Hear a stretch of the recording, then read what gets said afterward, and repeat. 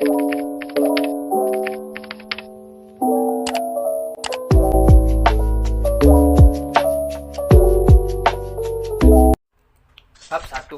Apa itu arti cinta? Siapakah tak mengenal kata cinta? Setiap orang pastilah mengenal kata cinta. Hampir semua orang pasti pernah merasakan apa itu jatuh cinta. Di sini, pengertian cinta adalah bentuk emosi yang mengandung ketertarikan hasrat seksual dan perhatian pada seseorang. Cinta membuat seseorang ingin memiliki hubungan khusus dengan orang lain melalui cara-cara tertentu yang khusus pula. Cara-cara itu terdiri dari beberapa hal. Yang pertama, keterhubungan secara fisik. Jika kita mencintai seseorang, maka kita ingin dekat secara fisik dengannya. Kita ingin berdekatan dengannya, kita tidak mau jauh dari mereka, kita selalu merindukannya. Keterhubungan fisik juga berarti adanya keinginan untuk berhubungan seksual dengannya. Ada hasrat seksual di dalam cinta tersebut. Yang kedua, keterhubungan pengalaman dan keterlibatan emosional. Jika kita mencintai seseorang, maka kita ingin memiliki pengalaman bersamanya. Pengalaman kita ingin dibagi padanya, kita ingin menjadi bagian dari pengalaman yang dimilikinya. Yang ketiga, berbagi dalam sebuah pengalaman yang penuh keintiman. Jika kita mencintai seseorang, maka kita ingin berada dalam suasana yang intim. Kita ingin tidak ada orang lain yang berada dalam hubungan kita, hanya berdua saja yang ada dalamnya. Pergi kemanapun, kita ingin berdua saja. Dari tiga hal di atas, menjelaskan bahwa cinta itu mesti mengandung perhatian, kedekatan, dan keintiman. Jika salah satu tidak ada, maka bukan cinta itu namanya. Yang kedua, apakah ada cinta sejati? Cinta sejati itu apa? Banyak orang yang tidak memahaminya, namun begitu banyak yang percaya bahwa cinta sejati pasti ada bagi setiap manusia. Tapi cinta tidak datang tiba-tiba. Ia bukanlah berkah, ia hadir dalam kehidupan kita sebagaimana kita makan atau minum. Tidak di luar biasanya. Menurut Abraham Maslow, salah seorang tokoh psikologi terkemuka, cinta sejati itu ada. Cinta sejati adalah ketika kita mencintai diri orang lain pada apa adanya. Tidak adanya kebutuhan terhadap cinta dan tidak mencintai diri sendiri. Cinta sejati dicirikan dengan ketika perhatian terhadap yang dicintai menimbulkan kepuasan, sebagaimana ketika mendapatkan perhatian darinya. Saat ini, rupa-rupa hubungan cinta banyak macamnya, mulai dari pacaran yang paling sederhana sampai tunangan dan sampai yang lebih baik itu menikah. Selanjutnya akan dijelaskan oleh Nabil. Ya, selanjutnya saya akan menjelaskan tentang bab 2, yaitu cinta dan dimensinya. Nah, dominasi dalam cinta. Apa yang Anda ingat tentang dominasi? Mungkin tentang adanya satu pihak yang menguasai lainnya, seperti suami yang menguasai istrinya, atau istri yang menguasai suaminya. Nah, cinta pun semacam itu, ada dominasi yang terjadi dalam cinta. Tentunya tidak semua cinta, karena cinta sejati mungkin tanpa dominasi. Sekarang coba Anda ingat siapa yang diharapkan lebih patuh, Anda atau kekasih Anda. Setara, jika setara, siapa yang lebih banyak menentukan keputusan tentang hidup Anda berdua? Siapa yang lebih sering memutuskan mau pergi kemana atau mau apa? Siapa yang lebih kerap memutuskan mau membeli apa dan mau makan apa? Anda atau kekasih Anda? Nah, selanjutnya adalah penyikapan diri dalam cinta. Penyikapan diri adalah kegiatan membagi perasaan dan informasi yang akrab kepada orang lain. Nah, hal ini pada pasangan cinta Anda, seseorang yang mencintai pasangannya akan banyak menyikapkan dirinya. Semakin banyak dan dalam informasi serta perasaan yang disikapkan, maka hubungan itu bisa dinilai semakin mendalam. Mereka yang hubungannya bertahan lama dan memuaskan adalah mereka yang menyingkapkan diri lebih banyak. Jadi jika hubungan ini bertahan lama dan lebih memuaskan, maka percayalah pasangan Anda dengan menyingkapkan diri Anda dalam-dalamnya. Nah, yang selanjutnya adalah komitmen dalam cinta. Cinta adalah sebentuk emosi, sebagaimana bentuk emosi lain sulit untuk bisa bertahan sangat lama. Padahal orang yang berharap untuk memiliki cinta itu selamanya. Nah, untuk itu harus ada komitmen. Selanjutnya adalah kelekatan dalam cinta. Kelekatan atau attachment dalam bahasa Inggris adalah konsep yang kurang begitu dikenal di luar hubungan psikologis. Namun sebenarnya konsep ini merupakan konsep dasar yang ada pada diri manusia tentang bagaimana seseorang berhubungan dengan orang lain. Nah, kelekatan ini terbagi menjadi tiga. Yang pertama adalah tipe kelekatan aman.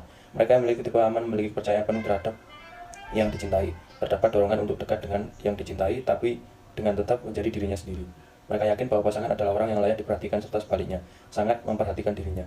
Mereka merasa nyaman bila bergantung pada yang dicintai. Yang dua adalah tipe kelekatan menghindar. Tipe kelekatan menghindar ditandai dengan perasaan kurang nyaman mengalami suatu keintiman atau kedekatan. Mereka enggan untuk percaya dan bergantung pada orang yang dicintai. Mereka akan berusaha menjaga hubungan agar tidak terlalu dekat atau intim. Nah, yang ketiga adalah tipe kelekatan ambivalen. Mereka yang memiliki tipe ambivalen mempunyai dorongan untuk meleburkan diri sepenuhnya dengan orang yang dicintai. Mereka merasa tidak sanggup untuk berdiri sendiri tanpa ada yang dicintai. Akibatnya mereka mengalami kecemasan tinggi akan ditinggalkan. Mereka juga sangat takut untuk diabaikan. Terkadang muncul rasa kekhawatiran bahwa mereka tidak sungguh-sungguh dicintai oleh pasangan mereka. Nah, yang selanjutnya adalah kecemburuan dalam cinta. Anda pernah merasa cemburu? Nah, itu adalah salah satu tanda bahwa Anda sangat mencintai pasangan Anda. Cemburu adalah emosi yang muncul sebagai reaksi terhadap ancaman yang mungkin bisa membuat seseorang kehilangan afeksi dari seseorang yang bernilai penting baginya. Ketika afeksi itu diberikan pada orang lain, jadi Anda cemburu pada pasangan Anda ketika dia berbicara pada orang lain, tidak lain karena Anda takut kehilangan afeksi darinya karena afeksinya bisa pindah ke orang yang diajak bicara. Cemburu juga bisa dialami kepada seseorang yang belum jadi pasangan. Apabila Anda diam-diam mencintai seseorang, Anda akan cemburu bila seseorang itu bertingkah mesra di depan orang lainnya. Nah, selanjutnya akan dijelaskan oleh teman saya, Benny Kurniawan. Terima kasih. Selanjutnya di sini kita akan membahas topik mengenai kepuasan cinta. Jadi hubungan yang memuaskan adalah jika hubungan cinta berjalan seperti yang diidealkan, memiliki kualitas hubungan yang tinggi dan hubungannya terus berlanjut. Berikut ciri-ciri umum hubungan yang memuaskan. Jika hubungan kamu tidak memenuhi salah satu ciri pun, maka boleh jadi hubungan cinta kamu bisa dikatakan kurang memuaskan. Nah, di sini yang pertama, adanya rasa cinta kepada pasangan. Jadi, kita memiliki keinginan untuk selalu membantu pasangan kita, lalu kebutuhan pasangan dan kebutuhan diri itu biasanya sama, dan juga mengalami eksklusivitas. Yang dimana di sini yang dimaksud dengan eksklusivitas adalah tidak ada orang ketiga di antaranya, jadi tidak ada selingkuhan seperti itu. Yang kedua, adanya rasa suka pada pasangan. Jadi, yang dimaksud adanya rasa suka pada pasangan, adanya rasa penghormatan pada pasangan kita sebagai pribadi tersendiri atau sebagai orang yang kita hargai seperti itu. Lalu mengalami evaluasi hubungan yang positif. Jadi hubungannya itu selalu ke ranah positif seperti itu, merasakan kesamaan antara diri dan pasangan. Yang ketiga, mengalami kepuasan pada umumnya, seperti persetujuan luas antara pasangan, seperti persetujuan pendapat, lalu mengalami afeksi yang positif dan puas dalam hubungan seksual, memiliki jumlah kegiatan bersama antara pasangan yang tinggi, merasa senang, nyaman, dan juga merasa aman bersama pasangan. Dan yang terakhir adalah adanya kestabilan hubungan. Nah, itu tadi adalah 4 ciri-ciri dari hubungan yang memuaskan. Jadi, setelah kita tahu akan ciri-cirinya, selanjutnya kita juga harus tahu nih, sebab-sebab yang menimbulkan kepuasan dalam sebuah hubungan. Antara lain, ada 4 teman-teman.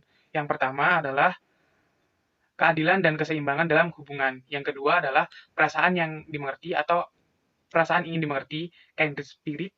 Yang ketiga, mendapatkan hubungan cinta yang diidealkan. Dan yang keempat, memiliki strategi memecahkan masalah atau coping masalah yang sama. Nah, itu tadi adalah untuk kepuasan dalam cinta. Selanjutnya di sini kita juga akan membahas mengenai konflik dalam cinta. Jadi, teman-teman pernah nggak sih bertengkar dengan pasangan teman-teman? Atau pernah dimarahi sama pasangan teman-teman? Atau teman-teman yang memarahi pasangan teman-teman? Nah, itu adalah sebuah hal yang wajar. Hampir semua pasangan pasti mengalami sebuah konflik. Namun, ya begitu, biasanya kebanyakan konflik antar pasangan itu sebenarnya berawal dari hal-hal yang kecil atau hal-hal yang belaka. Diibaratkan kata, seperti kerikil yang menggelitik telapak kaki, akan tetapi terasa sakit. Kenapa terasa sakit? Karena kadangkala konflik dapat membahayakan sebuah hubungan. Jadi, konflik ini bisa membuat hubungan putus gitu.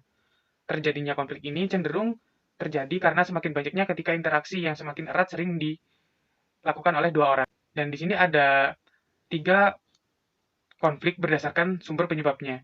Yang pertama, ada sumber konflik karena perilaku spesifik pasangan. Dan yang kedua, ada sumber konflik dari norma dan peran. Dan yang ketiga adalah sumber konflik karena disposisi kepribadian atau pribadi. Untuk materi berikutnya akan dilanjutkan oleh rekan saya. Oke, terima kasih untuk teman-teman sebelumnya. Nah, sekarang saya, Prandini, kita akan membahas tentang apakah cinta itu muncul dari insting manusia atau bukan. Gitu kan. Sebenarnya udah banyak banget ahli-ahli yang menyebutkan bahwa cinta itu merupakan emosi dasar manusia. Jadi samalah kayak waktu kita marah, emosi yang bikin kita jijik, yang kita bikin takut, ya kayak gitu.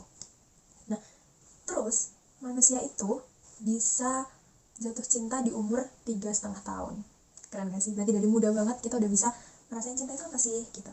Nah, cinta itu akan terus berkembang dan menjadi-jadi saat kita puber. Nah, sebagian dari kita mungkin lagi suka nih sama seseorang gitu kan. Tapi pertanyaannya, kenapa harus dia? Kenapa kita harus jatuh cinta sama dia? Sebenarnya kita suka sama dia itu karena apa sih? Karena dia kaya, karena dia ganteng atau cantik, atau karena sifatnya yang baik banget sama kita. Apapun alasannya, kita suka sama seseorang karena seseorang itu punya daya tarik yang menarik pastinya. Sama seperti kita, kalau ada orang lain yang suka sama kita, ada yang tertarik sama kita, itu karena kita memiliki daya tarik. Biasanya nih, kita cenderung menyukai seseorang yang memiliki daya tarik yang sama kita. Tapi, untuk urusan fisik, kita cenderung memilih yang lebih tinggi derajatnya. Itu terjadi karena kita akan merasa puas gitu loh kalau misalnya kita mendapatkan cinta dari orang yang lebih tinggi. Umumnya, untuk kamu nih, yang ganteng atau yang cantik, cenderung disukai banyak orang. Karena itu tadi, kita merasa puas. Tapi tunggu dulu. Karena banyak juga orang-orang yang lebih mementingkan attitude-nya, dimana orang itu lebih mementingkan kepribadiannya. Percuma ganteng kalau misalnya attitude-nya jelek, seperti itulah contohnya. Oke, dari beberapa hal yang aku sebutin tadi, ada beberapa faktor lainnya yang bisa memunculkan cinta gitu kan. Ada penguatan positif dari orang itu, ada lingkungannya juga, sama ada keseimbangan dan hubungan. Nah, penguatan itu apa sih kak? Gitu kan. Penguatan itu kayak misal kata-kata I love you because you love me. Contohnya gini deh, kalau misal kamu lagi lari pagi gitu kan, terus tiba-tiba ada yang ngolok-ngolok kamu, pasti kan kamu juga merasa nggak enak dong, kamu pasti nggak bakal suka sama orang itu. Tapi kalau misalnya kamu lari pagi, terus ada orang yang suka sama kamu, ada yang muji kamu, berarti kan kamu kemungkinan kayak gitu kan, bakal suka juga sama dia gitu. Nah itu contoh-contohnya nih, misal jadi kalau misalnya kamu suka sama dia karena pujian-pujian dia tuh datang terus ke kamu kayak gitu. Nah terus untuk lingkungan, ya itu pasti dipilih lah. Kalau misalnya ada orang jambret yang suka nyolong kayak gitu, pasti kamu gak bakal mau kan. Aku juga gak bakal mau. Kita bakal nyari di orang-orang yang punya lingkungan yang baik juga. Selanjutnya yang terakhir itu ada keseimbangan dan hubungan. Nah di sini kita tuh bakal mikir gitu loh, keuntungan dan kerugian apa sih yang bakal kita dapat kalau misalnya kita melakukan hubungan itu gitu kan. Gak mungkin kita udah effort yang berlebihan tapi gak ada respon balik, atau gak ada effort balik ke kita, feedbacknya gak ada. Kita bakal mikir ini kayaknya udah gak sehat dan gak bisa deh, ya kan. Nah dari situ kita bisa milih-milih nih, kalau misalnya dia ngasih effort seberapa, kita juga harus kasih yang sama gitu loh. Itu baru keseimbangan dan hubungan. Nah sebenarnya apa sih jatuh cinta itu? Apa ya? Jatuh cinta itu kadang bisa diibaratkan sebagai berkah yang turun dari langit, yang datangnya tuh tiba-tiba aja gitu, yang nggak kita tahu sama siapa, kapan, di mana, tiba-tiba datang aja. Kalau maraton ya, jatuh cinta itu langkah pertamanya, finishnya tuh cinta, gitu. Misal ada kamu lewat koridor kampus gitu kan, terus tiba-tiba ketemu cowok, ih cakep banget gitu.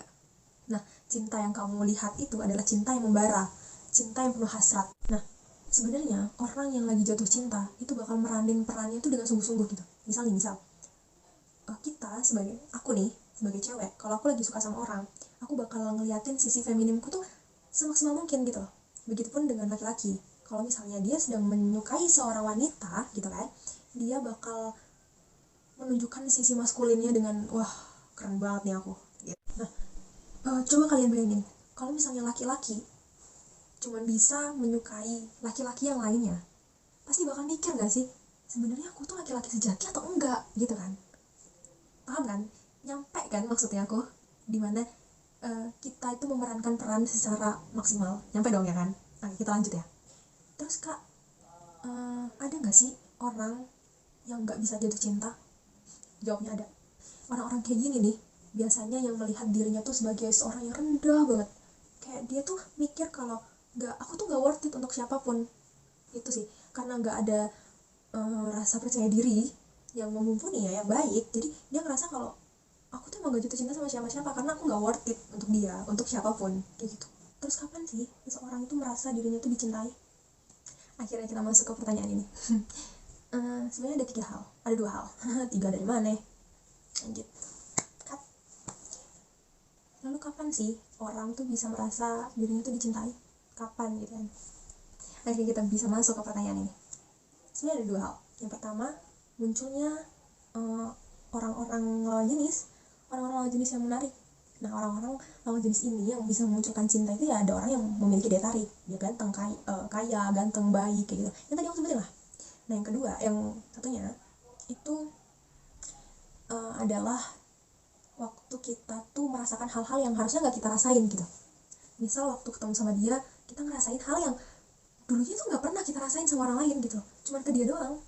Kayak rasa cemas, deg-degan, takut, terus kayak ada kupu-kupu dalam perut gitu loh, kayak gitu lah. Oke, udah jelas kan sama materi yang tadi aku ceritain, yang aku omongin nih sebentar. Semoga kalian paham ya. Dan itu saja dari saya, Puryandini, dan selanjutnya akan dibacakan oleh teman saya.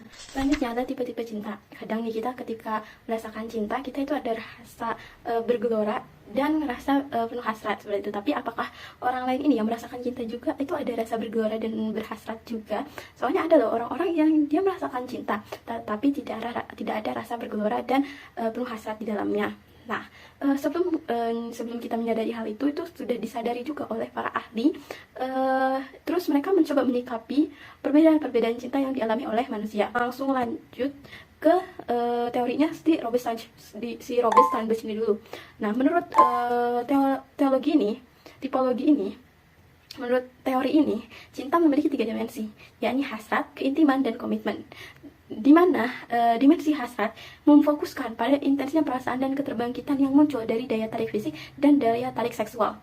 Mereka mengalami jenis cinta ini itu mengalami ketertarikan fisik yang nyata, selalu memikirkannya dicintai sepanjang waktu, terus melakukan kontak mata itu tidak bertemu, terus mengalami perasaan sejahtera, ingin selalu dicintai, memiliki energi besar untuk melakukan sesuatu demi pasangan, dan merasa memiliki kesamaan banyak hal dan merasa sangat bahagia. Nah, terus ada dimensi keintiman. Ini apa sih? Nah, dimensi ini menekankan pada kedekatan perasaan antara dua orang dan kekuatan yang mengikat mereka satu sama lain. Sebuah hubungan akan mencapai keintiman emosional manakala kedua pihak saling mengerti, terbuka, dan saling mendukung, dan bisa berbicara apapun tanpa merasa takut ditolak. Mereka mampu saling memaafkan dan menerima, khususnya ketika mereka tidak satu pendapat dan berbuat kesalahan. Nah, terus ada dimensi komitmen, diartikan sebagai keputusan untuk tetap bersama seseorang dalam hidupnya. Komitmen berarti pula mencurahkan perhatian, melakukan sesuatu yang akan menjaga suatu hubungan itu tetap langgeng, dan melindungi hubungan itu dari bahaya, dan memperbaikinya bila hubungan itu dalam keadaan yang kritis. Nah, terus kombinasi dari 3 dimensi cinta utama menghasilkan adanya 8 tipe cinta yang berbeda. Satu tipe itu ada yang namanya non-love, berarti tidak ada cinta. Kebanyakan hubungan antar manusia itu itu non-love tipenya. Karena misalkan dengan guru sama murid, terus penumpang sama supir ojek online, terus penjual sama pembeli. Nah, karena terus kayak banyak yang lain. Nah, oleh karena itu sebenarnya hanya 7 tipe cinta yang benar-benar itu mengandung cinta. Nah, yang pertama ada liking, itu hubungan secara esensial, dimaknai sebagai persahabatan. Tipe cinta ini mengandung kehangatan, keintiman, kedekatan, dan emosi positif lainnya. Akan tetapi, kurang adanya hasrat dan komitmen. Nah, terus yang kedua ada infatuation. Dalam tipe cinta ini, cinta pada pandangan pertama menjadi cerita yang paling menonjol. Daya tarik satu sama lain sangat kelihatan dan menggetarkan. Gelora dan hasrat sangat tampak. Nah, yang ketiga ada empty love. Dalam cinta ini, antar pasangan memiliki komitmen untuk saling setia dan setia terhadap pasangan itu pula, terhadap hubungan itu pula. Akan tetapi mereka kurang memiliki keterhubungan emosi yang dalam dan tidak pula memiliki hasrat yang mendalam. Yang keempat ada romantic love. Pasangan memiliki rasa dekat dan keterhubungan serta daya fisik yang kuat. Mereka memiliki hasrat yang menyala dan memiliki kedekatan emosional. Mereka yang memiliki tipe cinta ini tidak memiliki komitmen untuk setia terhadap hubungan dan terhadap pasangan. Yang kelima ada companionate love. Dalam hubungan cinta tipe ini terdapat persahabatan yang stabil dan jangka panjang. Mereka memiliki tipe cinta yang memiliki tipe cinta ini memiliki kedekatan emosional yang tinggi, berkeputusan untuk mencintai pasangan dan berkomitmen untuk selamanya dalam hubungan itu. Tipe hubungan ini sering disebut persahabatan terbaik.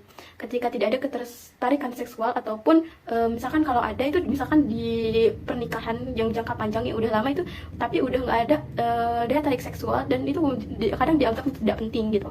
Terus yang keenam ada fatuous love. Ini hubungannya penuh gelora dan hangat, akan tetapi biasanya hubungan seperti ini tidak stabil dan beresiko cepat berakhir. Nah, yang ketujuh ada consummate love. Ini adalah cinta yang lengkap di mana seorang ingin mencapainya. Jadi banyak nih orang-orang yang pengen mencapai tipe cinta consummate love ini, karena dalam cinta ini terdapat ini udah lengkap ya, udah ada hasrat, terus ada keintiman dan ada komitmen di dalamnya. Nah, kita lanjut ke teori yang selanjutnya, itu teorinya John Allen Lee. Ini 6 warna cinta atau 6 Color of Love. Nah, John Allen ini adalah sebuah antropolog yang banyak mempelajari tentang cinta. Ia mengemukakan bahwa cinta memiliki 3 jenis yang utama dan 3 jenis cinta yang sekunder. Tipe jenis cinta primer itu adalah Eros, Ludus, dan Storge. Sedangkan jenis cinta sekunder ada Mania, Pragma, dan Agape. Tipe cinta sekunder merupakan perpaduan antara tipe-tipe cinta primer. Nah, kita ke tipe cinta yang primer dulu. Yang pertama itu adalah Eros.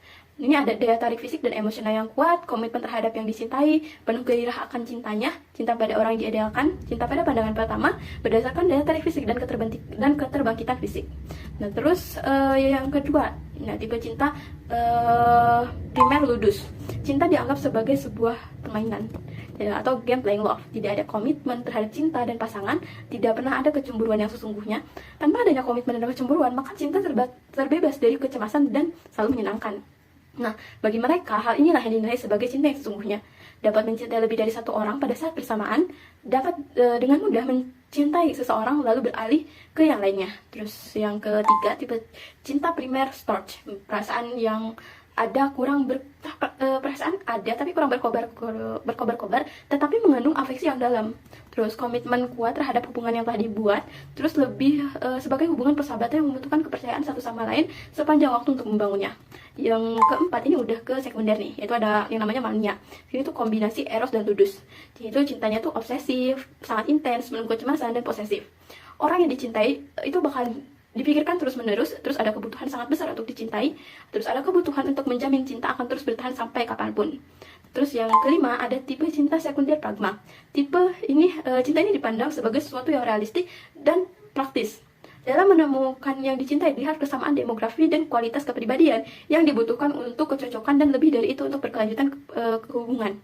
Terus yang keenam, ada tipe cinta sekunder agape. Ini adalah kombinasi antara eros dan storge. Nah, ini tipe cinta ini kayak penuh perhatian pada orang yang dicintai tanpa adanya kepentingan pribadi. Terus cinta dilihat sebagai sesuatu yang intens dan penuh persahabatan. Terus mereka menambahkan kualitas cinta dengan keinginan untuk saling menolong, di mana kebutuhan yang dicintai itu didahulukan daripada kebutuhannya sendiri. Seperti itu. Nah, mungkin selanjutnya materi selanjutnya akan dibahas oleh rekan saya Saskia. Baik, topik selanjutnya adalah cinta dan kehidupan sosialnya. Jadi, yang pertama ada cinta dan pernikahan. Cinta ini selalu membuat orang ingin memiliki ikatan yang dicintai. Namun, apakah cinta selalu membuat orang berpikir untuk terikat pernikahan dengan orang-orang yang dicintainya? Ya, belum tentu. Sebagian besar memang berpikir untuk menikahi dengan orang yang dicintainya. Namun, ada juga mereka yang mencintai terkadang juga takut untuk menghadapi pernikahan. Nah, teman-teman pasti sering mendengar adanya orang yang menikah karena dipaksa. Nah, mereka ini tentu menikah tanpa cinta, tapi mereka berasumsi jika sudah terbiasa dan cinta itu akan tumbuh. Nah, mereka yang menikah biasanya lebih banyak merasakan kebahagiaannya. Diketahui bahwa mereka yang menikah pada umumnya lebih berbahagia daripada mereka yang tidak menikah. Laki-laki menikah dan perempuan menikah lebih bahagia daripada mereka yang tidak pernah menikah, bercerai, ataupun berpisah. Pada orang-orang yang tidak menikah, rata-rata bunuh diri dan depresinya jauh lebih tinggi dibandingkan dengan mereka yang menikah. Sebuah survei dilakukan oleh National Institute of Mental Health di Amerika Serikat menemukan bahwa rata-rata tingkat depresi meningkat 2-4 kali lipat lebih besar pada orang dewasa yang tidak menikah. Kedua, ada cinta dan kekerasan. Nah, cinta itu tidak selalu damai. Ia juga menimbulkan kekerasan. Mereka yang cemburu bisa saja melakukan kekerasan. Begitupun mereka yang hubungannya kurang bahagia, mereka akan lebih banyak tidak sepakat pada banyak hal. Saling memerintah, saling mengkritik, dan saling mengabaikan satu sama lain. Kekerasan domestik atau kekerasan dalam rumah tangga adalah hal yang umum terjadi. Teman-teman pasti pernah mendengar ada seorang pria atau suami yang memukul pasangannya. Nah, kekerasan domestik ini adalah pola kekerasan dan perilaku di mana seseorang mencoba untuk mengkontrol pikiran, keyakinan, atau perilaku dari pasangan intinya atau untuk menghukum pasangannya bila menolak kontrol. Nah, hubungan cinta yang tidak setara memungkinkan lebih besar terjadinya kekerasan. Kekerasan dalam hubungan cinta itu mencakup pertama ada kekerasan fisik, misalnya menampar, memukul. Kedua ada kekerasan emosional, verbal, yaitu mengkritik, membuat pasangannya merasa bersalah atau menghina pasangannya. 3, ketergantungan finansial, jadi pasangannya ini jadi contohnya suaminya mencegah istrinya untuk berpenghasilan sendiri dan mengkontrol semua aspek keuangannya. 4, ada isolasi sosial, misalnya pasangannya itu membatasi pergaulan dan melarang pasangannya untuk bertemu orang lain. 5, ada kekerasan seksual, yaitu selingkuh atau memaksa untuk berhubungan intim. Jadi banyak yang sudah dianiaya oleh pasangannya, tetapi tetap saja mereka ini tidak mau berpisah karena merasa masih saling mencintainya. Cinta, maka apapun tindakan kekerasan yang dilakukan pasangan selalu dimaafkan. Nah, inilah sebab kekerasan terus berjalan. Selanjutnya, poin cinta dan kesepian. Apa yang terjadi pada orang yang mencari cinta tapi tak kunjung mendapatkannya? Ya, benar, rasa kesepian. Orang-orang akan merasa sepi dalam hidupnya jika tanpa cinta. Nah, tidak jarang juga rasa kesepian juga merupakan pendorong bagi seseorang untuk menjalin hubungan dengan orang lain. Bukankah biasa kita mendengar mereka yang menikah hanya karena takut akan kesepian pada masa senjanya atau pada masa lajangnya? Ya karena mereka takut akan kesepian pada masa senjanya. Kesepian adalah perasaan kekurangan dalam hubungan sosial yang menyediakan kesempatan untuk keintiman atau kedekatan emosional dan persahabatan. Orang juga bisa merasa sepi dalam keramaian dan merasa ramai dalam kesepian, sebab rasa sepi itu hal yang sangat subjektif.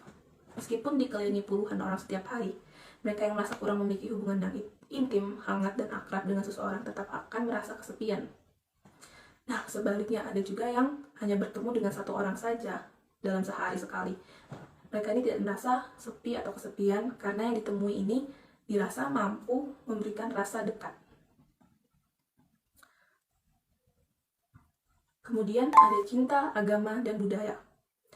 Hampir tidak ada budaya dan agama yang tidak mengatur cinta. Misalnya, ajaran Islam menghendaki pernikahan sebagai wujud cinta. Jika mencintai maka menikahlah dengannya. Nah, dalam pernikahanlah orang bebas untuk mengekspresikan rasa cintanya. Hubungan seksual juga baru boleh dilaksanakan dalam ikatan pernikahan. Ekspresi cinta apapun di luar pernikahan dianggap sebagai hal yang tabu. Meskipun kemunculan cinta ini benar-benar bebas, tapi ekspresinya itu tidaklah bebas. Ia terkurung oleh norma dan budaya. Misalnya, ada hal biasa di negara barat setelah mengatakan cinta, kemudian akan melakukan hubungan seksual. Misalkan pada jam 8 malam, mereka pasangan ini mengatakan cinta. Lalu pada jam 10 malamnya mereka melakukan hubungan seksual. Sementara itu, di Indonesia pada umumnya orang akan menunggu cukup lama sebelum hubungan seksual bisa dilakukan. Bahkan masih sangat banyak yang tidak mau melakukan hubungan seksual sebelum menikah. Nah, kepada siapa sih orang boleh mencintai? Sedangkan budaya pun memberi batasannya. Mencintai isi orang merupakan hal yang sangat tabu. Itu merupakan cinta terlarang. Lebih terlarang lagi mencintai dalam arti cinta yang romantik kepada ibu, ayah, anak, saudara kandung, atau saudara lainnya. Bahkan perempuan yang mencintai laki-laki yang lebih tua kurang diterima gitu. Begitupun sebaliknya. Misalkan ada anak gadis berumur belasan tahun menikah dengan laki-laki atau bapak-bapak berumur 60 tahun. Pasti hubungan mereka ini akan dicurigai. Nah, ada fenomena lagi, yaitu gimana sih cinta sesama jenis. Nah, dalam hal ini terjadi perbedaan budaya dalam menyikapinya. Secara umum di Amerika Serikat, di Prancis, di Jerman, dan beberapa negara lainnya itu cinta seperti itu sah-sah saja di sana. Bahkan di Belanda telah membuat undang-undang yang memungkinkan pernikahan sesama jenis itu terlaksanakan. Sementara itu di Indonesia umumnya masyarakat masih mengecam cinta sesama jenis. Mereka masih menganggap itu hal yang sangat tabu. Jadi mereka yang mengalami hubungan tersebut jadi enggan untuk menunjukkan dirinya. Baik, sekian, terima kasih materi dari kelompok kami.